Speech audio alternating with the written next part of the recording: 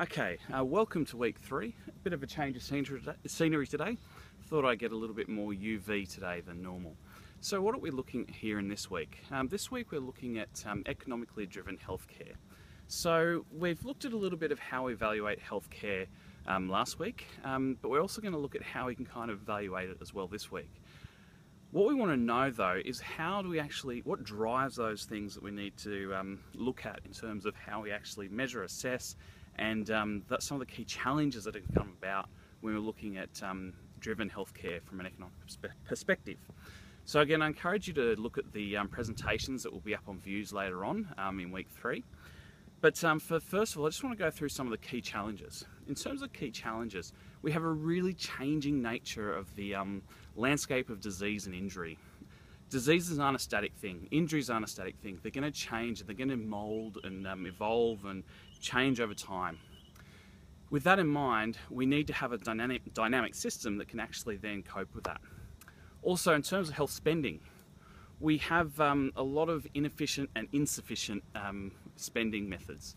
So inefficient meaning that we're not actually utilising the funds the best way we possibly can. Insufficient, obviously we don't have enough resources available for those purposes that we need them to be there for.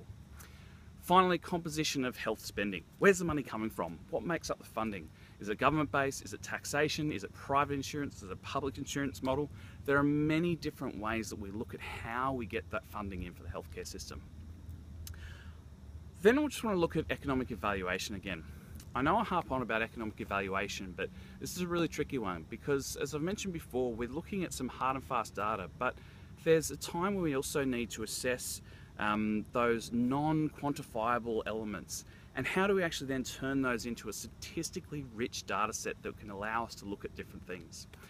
One of the things that we need to evaluate is our health financing functions and objectives, and we went through this a little bit in our last week topics.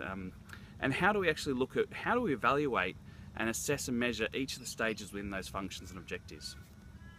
Principles and practices for economic evaluation as well.